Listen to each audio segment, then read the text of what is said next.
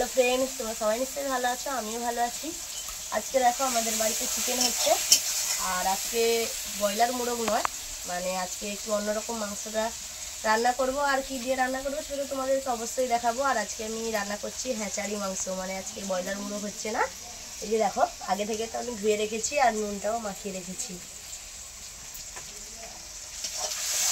আর এদিকে তো পেঁয়াজ আর রসুন দিয়ে দিয়েছি কড়ায়। আমাকে একজন আমার বন্ধু বলছিল যে তোদের বাড়িতে কি প্রতিদিনই মাংস হয়, কিন্তু না, সত্যি বলতে আমাদের বাড়িতে প্রতিদিন মাংস হয় না। এবার মাঝে মাঝে হয়, যখন হয় তোমাদের সাথে তো আমি শেয়ার করি। এবার কী বলতো, আমাদের বাড়িতে সবাই একটু মাংসটা খেতে বেশি ভালোবাসে আর কি, এই জন্য একটু ঘন ঘন হয়। এই জন্য আজকে ব্রয়লার মোরগ আনিনি, আজকে হ্যাচারি মোরগ এনেছি, মানে যেটা একটু শক্ত টাইপের সেটা এনেছি।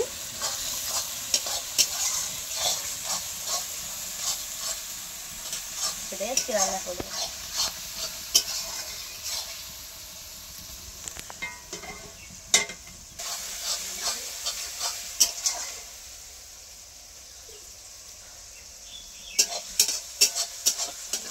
কি বলতো, রসুনটা আমি দিয়েছি, ওটা একটু মানে আমাদের ভাষায় বলি পাকছে নাকি, মশলাটা একটু ভালো করে পাকানো হচ্ছে নাকি সেটাই দেখছি আর কি। আর রসুনটা একটু আমাদের বাড়িতে কাঁচা কাঁচা থাকলে খায় না, গন্ধ গন্ধ করে, তো এই জন্য খায় না। এই জন্য রসুনটাকে ভালো করে একটু তেলে মারতে হয় আর কি। এই জন্য আমি একটু শিখে নিচ্ছি আর কি, গন্ধটা কেমন, গন্ধটা বেরিয়েছে রসুনের।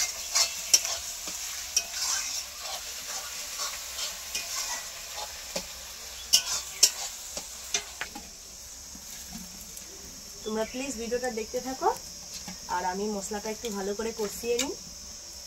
আর আমার বাড়িতে মানে আমি আজকে আর কি কি রান্না করেছি সেটা তো তোমাদেরকে দেখাবোই। শুধু কি বাড়িতে মাংস হচ্ছে সেটা নয়, আরও কি রান্না হয়েছে সেটাও দেখাবো তোমাদেরকে।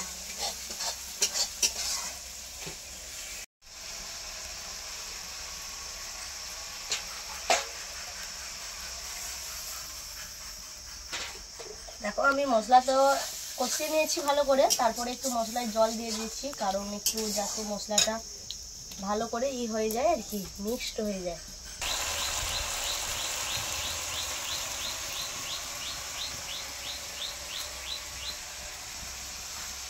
দেখো, ওখানে মশলা একটু জল দিয়েছি, ওটা একটু ভালো করে তেলটা সাইডে ছেড়ে যাক। আর ততক্ষণে আমি দেখো পেঁপেটা কেটে নিচ্ছি, কারণ এটা হ্যাচারি মাংস তো মাংসটা একটু কেটে দিলে মাংসটা যাতে একটু নরম হবে, ছিঁড়তে সুবিধা হবে। যখন যেই টান ভাবটা অতটাও থাকবে না, বেশি থাকবে না আর কি, একটু কমে যাবে। এই জন্য আমি পেঁপে দেখো গাছ থেকে পেড়ে নিয়েছি, পেড়ে নিয়ে এসে কাটতে বসে পড়েছি।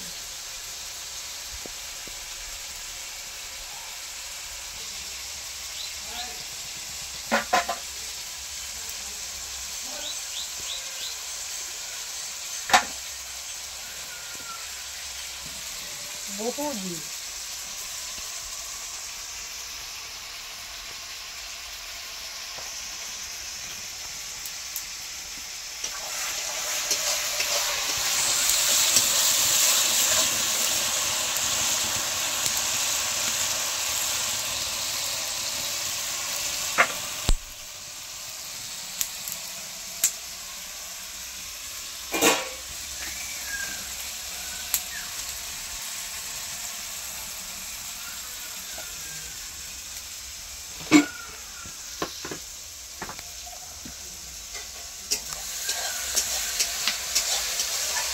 দেখো, মশলাটা কিন্তু ভালো করে মিক্স হয়ে গেছে, আর সাইড থেকে তেলও ছেড়ে গেছে।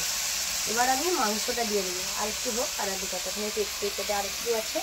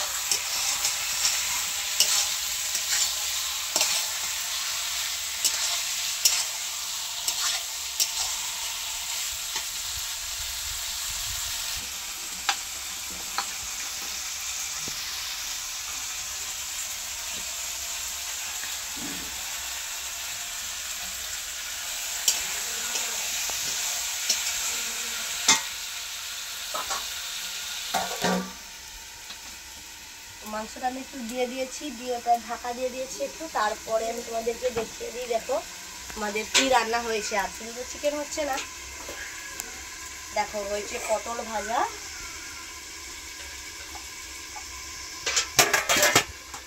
আর দেখো ভেড়ির তরকারি, মানে ঢ্যাঁড়স তরকারি। ভালো কথায় ঢ্যাঁড়স বলে, কিন্তু আমাদের গ্রামের ভাষায় ভেড়ি বলি।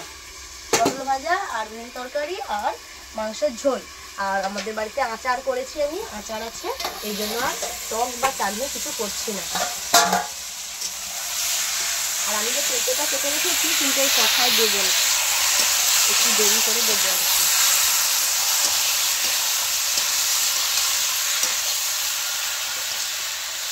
দেখো আলুটাও দিয়ে দিয়েছি। এই মাংস কিন্তু বেশি কষানো যাবে না আর কি, যত বেশি কষাবে তত হয়ে যাবে, মানে ছিটতে পারবে না, দাঁতে টান হয়ে যাবে। আমি এই জন্য বেশি কষাবো না, একটু জাস্ট নাড়িয়ে নিই, তারপরেই জল ঢেলে দেবো।